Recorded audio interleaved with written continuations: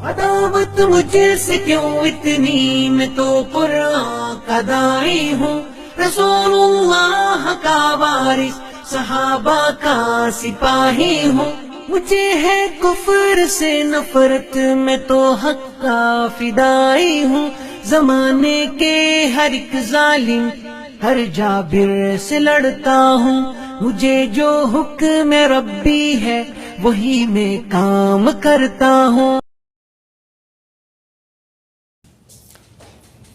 آج کل ہم جس مہینے سے گزر رہے ہیں یہ اسلامی مہینے کا رجب کا مہینہ ہے۔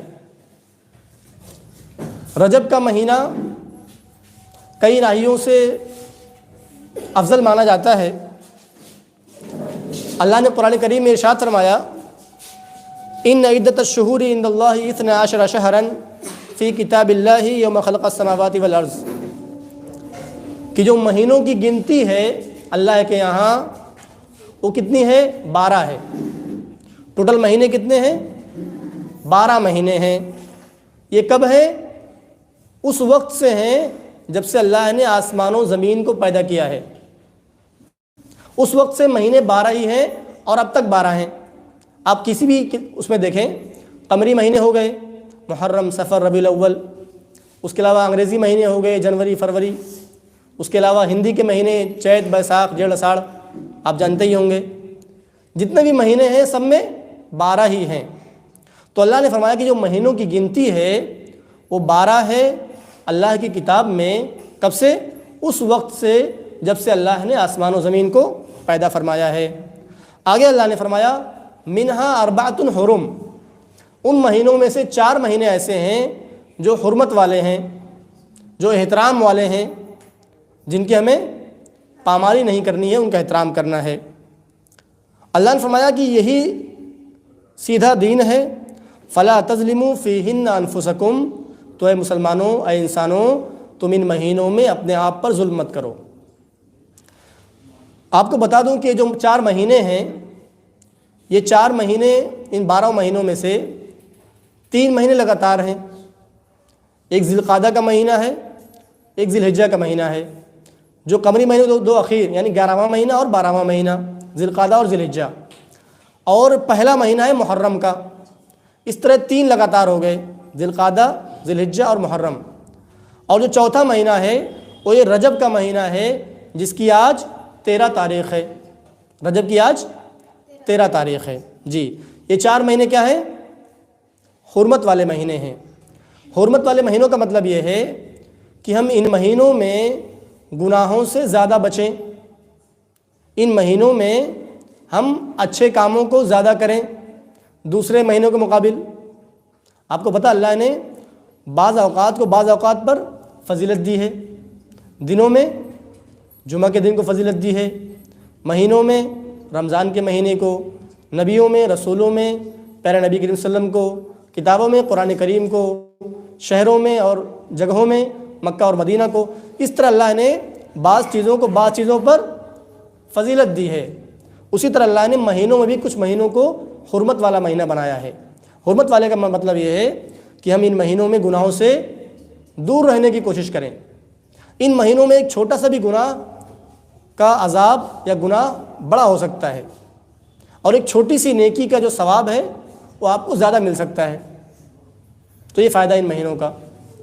اور یہ مہینے ایسے ہیں جن کی عرب کے یہاں بڑی احترام ہوا کرتی تھی۔ اسلام سے پہلے، اسلام کے آنے سے پہلے بھی عرب کے لوگ ان مہینوں کا بڑا احترام کیا کرتے تھے۔ ان مہینوں میں وہ لڑائی جھگڑا نہیں کرتے تھے۔ اور آپ کو بتا دوں کہ تعجب ہوگا آپ کو جان کر کہ ان مہینوں کا ان کے ہاں اتنا احترام تھا کہ ان کے جو چور اور ڈاکو بھی ہوا کرتے تھے وہ ان مہینوں میں چوری اور ڈکیتی نہیں کرتے تھے۔ اس وقت آپ کو پتہ ہے جب لوگ اپنے جانور کو ذبح کرنے کے لیے لے جایا کرتے تھے تو اس کو نشان لگاتے تھے کہ یہ جانور مکہ جا رہا ہے ذبح ہونے کے لیے۔ اور اس وقت عرب کے لوگ ایسے تھے جن کے ہاں جو ڈکیت اور چوری میں مشہور تھے۔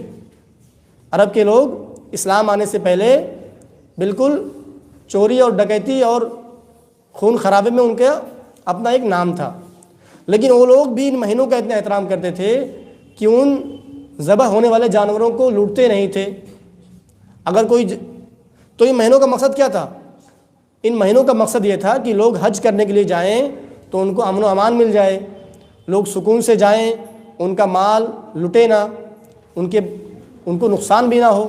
اسی لیے آپ دیکھیں کہ یہ مہینے جو رکھے گئے ہیں ایسے رکھے گئے ہیں کہ حاجیوں کو آنے جانے میں آسانی ہو. آپ دیکھیں ذی الحجہ کون سا مہینہ ہے؟ حج کا مہینہ ہے. ذی الحجہ میں حج ادا ہوتا ہے. اس کا ایک پہلا والا مہینہ ذی القعدہ، وہ بھی حرمت والا، اور ذی الحجہ کے بعد والا مہینہ محرم کا، وہ بھی حرمت والا. تو معلوم ہوا کہ جب لوگ حاجی جائیں گے تب بھی امن و امان سے ذی القعدہ میں جائیں گے، ذی الحجہ میں حج کریں گے، اور محرم میں واپس اپنے گھروں کو امن و امان سے آ جائیں گے. تو مقصد یہ ہے کہ لوگ حاجیوں کو تکلیف نہ ہو، ان کو پریشانی نہ ہو.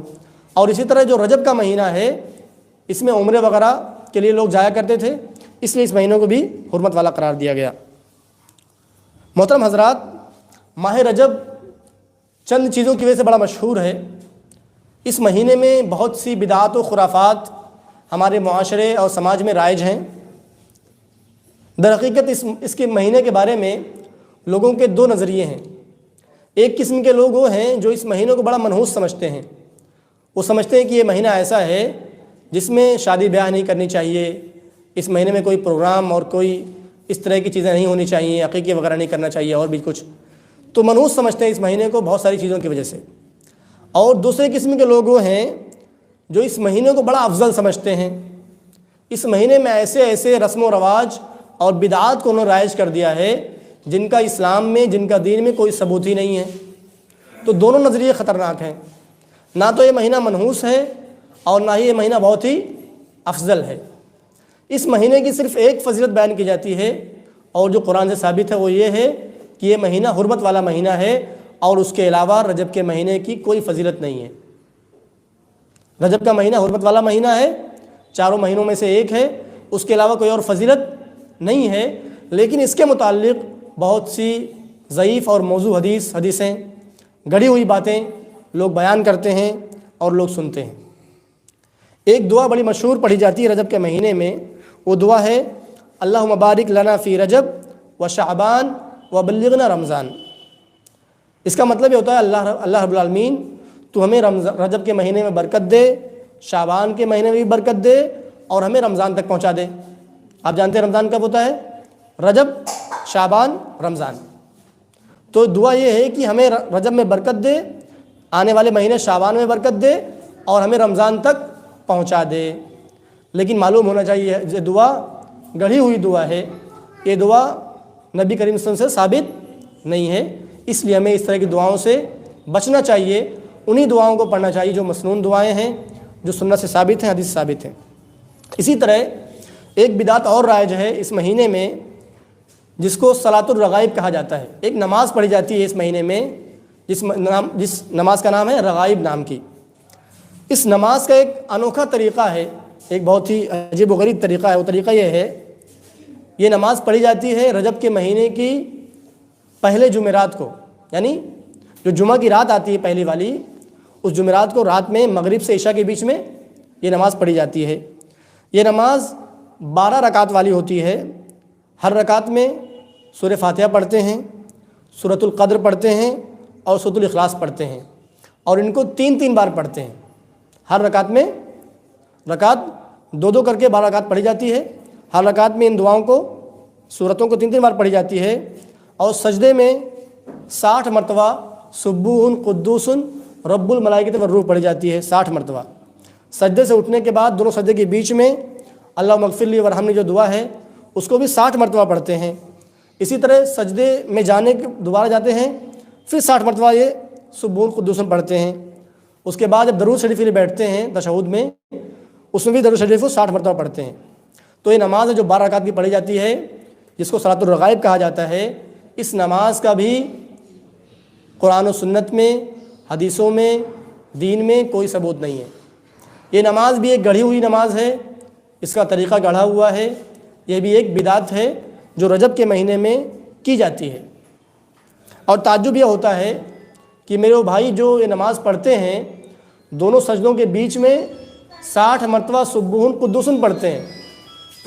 حالانکہ وہ جب فرض نماز پڑھتے ہیں تو ان فرض نمازوں میں 2 سجدوں کے بیچ میں اتنا بھی گیپ نہیں کرتے کہ کوئی ایک مرتبہ بھی پڑھ سکے.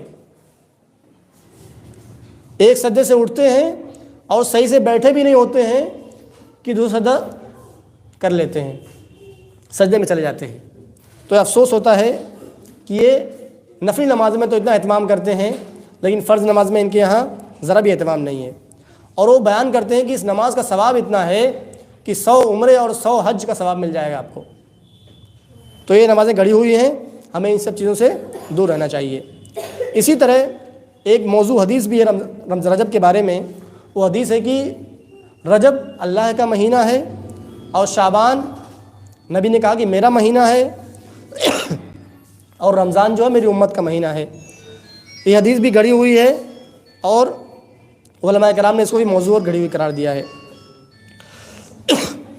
رجب کی بدعت و خرافات میں سے خرافات یہ ہے کہ اس مہینے میں لوگ مخصوص قسم کے روزے رکھے کرتے ہیں, روزوں کا بڑا اہتمام کرتے ہیں, اور ایک حدیث بیان کرتے ہیں کہ ان شہر رجب شہر عظیم, کہ جو رجب کا مہینہ ہے بڑا ہی عظمت والا مہینہ ہے, برکت والا مہینہ ہے, اور جو اس مہینے میں ایک دن روزہ رکھے گا اللہ اس کے لیے 1000 سال کے روزوں کا ثواب دے گا, اور جو 2 دن روزہ رکھے گا اس کو 2000 سال کے روزوں کا ثواب, جو 3 دن روزہ رکھے گا اس کو 3000 سال کے روزوں کا ثواب, جو 7 دن روزہ رکھے گا اس کے لیے جہنم کے سارے دروازے بند کر دیے جائیں گے, اور جو 8 دن روزہ رکھے گا اس کے لیے جنت کے سارے دروازے کھول دیے جائیں گے, اور جو 15 دن روزہ رکھے گا اس کے گناہ بھی اس کے نیکی میں بدل جائیں گے, اور پھر وہ چاہے وہ اپنی زندگی نئے طریقے سے شروع کر سکے. تو اس طرح کے بہت ساری گڑھی ہوئی حدیثیں ہمارے بہت سارے لوگ بیان کرتے ہیں اور بہت تیزی کے ساتھ ان کو پھیلاتے ہیں اور اس کے مطابق عمل بھی کرتے ہیں. تو معلوم ہونا چاہیے کہ یہ حدیثیں نبی کریم صلی اللہ علیہ وسلم سے ثابت نہیں ہیں, اور ابھی آپ کو میں نے بتایا کہ کوئی بھی کام جو ثابت نہ ہو وہ عمل نیک نہیں ہو سکتا. تو اس طرح کے اعمال جو ثابت نہیں ہیں وہ نیک نہیں ہو سکتے. اسی طرح رجب کے مہینے میں 22 تاریخ کو ایک عید کے طور پر مناتے ہیں, خوشی کا دن مناتے ہیں ہمارے کچھ بھائی, جس کو رجب کا کوڑا کہا جاتا ہے, جس میں کوڑے بھرے جاتے ہیں, حلوہ پکوڑی پوری سب بنائی جاتی ہے اور بہت ہی خوشی کے ساتھ اس دن کو منایا جاتا ہے. دراصل ان کا کہنا یہ ہے کہ ہم یہ سب کرتے ہیں امام جعفر صادق کے نیاز کے طور پہ. امام جعفر صادق ایک امام تھے جو بہت ہی بڑے امام تھے, اور ان کی ایک الگ تاریخ ہے جو اہل بیت میں شمار کیے جاتے ہیں. امام ابو حنیفہ رحمہ اللہ کے استاذ بھی تھے. تو کہتے ہیں ہم ان کے نیاز میں سب کرتے ہیں, حالانکہ امام جعفر صادق کا اس دن سے کوئی تعلق ہی نہیں ہے. امام جعفر صادق کی نہ تو اس دن پیدائش ہوئی ہے, نہ ہی ان کی وفات ہوئی ہے, اور نہ ہی کوئی ان کا تعلق ہے اس دن سے. اس دن کا جو مقصد ہے خوشی منانے کا, یہ شیعوں اور روافظ کی طرف سے ہے, یہودیوں کی طرف سے ہے, یہ بھی ایک بدعت ہے. دراصل یہ دن وہ دن ہے جس دن مسلمانوں کے 5ویں خلیفہ, مسلمانوں کے ایک بہت بڑے حکمران جنہوں نے 20 سالوں تک اسلامی دنیا پر حکومت کی اور ایسی حکمرانی کی کہ فتوحات اور کا ایک سیلاب آ گیا, اور ایک بہت بڑی حکمرانی اور بہت سارے فتنوں کو انہوں نے ختم کر دیا, جن کا نام ہے امیر معاویہ رضی اللہ تعالیٰ عنہ, جو کہ کاتبین وحی میں سے بھی ہیں, جو وحی لکھا کرتے تھے. دراصل ان کی وفات ہوتی ہے 22 رجب کو, اور کچھ ہمارے جو مسلمان ہونے کا دعویٰ کرتے ہیں وہ بہت جلن رکھتے ہیں, بہت حسد رکھتے ہیں, ان کی ایک دشمنی ہے امیر معاویہ اور بنو امیہ سے. اسی کی وجہ سے ان لوگوں نے اس دن کو ایک خوشی کا دن بنا رکھا ہے جس میں کوڑے بھرے جاتے ہیں اور بہت ہی خوشی کی چیزیں کی جاتی ہیں. تو معلوم ہونا چاہیے کہ رجب کے مہینہ جو بہت ہی بدعت و خرافات کا مہینہ ہے, یہ مسلمانوں کو چاہیے کہ ان سب چیزوں سے دور رہیں اور خالص کتاب و سنت پر عمل کریں, کیونکہ بدعت جو ہے بہت ہی خطرناک چیز ہے. بدعت پیارے نبی صلی اللہ علیہ وسلم اپنے ہر خطبے میں فرمایا کرتے تھے فَإِنَّ خَيْرَ الْحَدِيثِ کتاب اللہ, کہ سب سے بہترین بات اللہ کی کتاب ہے. وَخَيْرَ الْهَدِيِ هَدْيُ محمد صلی اللہ علیہ وسلم, اور سب سے بہترین طریقہ پیارے نبی کا طریقہ ہے. وکل محدثۃ بدعہ، ہر نئی چیز بدعت ہے، دین میں ہر نئی چیز بدعت ہے، وکل بدعۃ ضلالہ، ہر بدعت گمراہی ہے، وکل ضلالۃ فی النار، ہر گمراہی جہنم میں لے جانے والی ہے۔ تو معلوم ہونا چاہیے کہ بدعت یہ جہنم کا راستہ ہے، بدعت جہنم کا راستہ ہے، گمراہی ہے۔ ہمیں دین میں کوئی بھی نیا کام ایجاد نہیں کرنا ہے۔ اور پیارے نبی نے فرمایا من عمل عملا لیس علیہ امرنا فہو رد، اگر کسی نے کوئی ایسا کام کیا جس پر ہمارا حکم نہیں، جس کا ہم نے حکم نہیں دیا، تو ایسا کام مردود ہے، غیر مقبول ہے۔ تو محترم سامعین کرام، ضرورت ہے کہ ہم بدعت کی شناعت کو، بدعت کی قباحت کو سمجھیں۔ اللہ نے فرمایا فَلْيَحْذَرِ الَّذِينَ يُخَالِفُونَ عَنْ أَمْرِهِ، کہ وہ لوگ ڈر جائیں جو پیارے نبی کے حکم کی مخالفت کرتے ہیں، جو پیارے نبی کے طریقے کی خلاف ورزی کرتے ہیں، وہ ڈر جائیں ان تصیبہم فتنہ، کہ ان پر کوئی فتنہ واقع ہو جائے، اور یا پھر ان پر کوئی دردناک عذاب آ جائے۔ تو ضرورت ہے کہ ہم قرآن و حدیث پر عمل کریں، اسی طریقے پر جس طریقے پر صحابہ کرام نے کیا، منہج سلف کو رکھ کر سامنے رکھ کر سلف کے منہج پر چلتے ہوئے ہم اپنی زندگی گزاریں، نیک اعمال کریں، بدعت و خرافات سے دور رہیں۔ اللہ رب العالمین سے دعا ہے بار الہ تو ہم تمام مسلمانوں کو نیک اعمال کی توفیق دے۔ اللہ ہمیں ایسے کاموں کی توفیق دے جس سے تو خوش ہو جا، ایسے کاموں سے دور رکھ جس سے تو ناراض ہوتا ہو۔ بارک اللہ لنا ولکم فی القرآن العظیم ونفعنا وإياكم بالآيات والذکر الحکیم وتعالى جواد کریم ملک الرؤوف الرحیم۔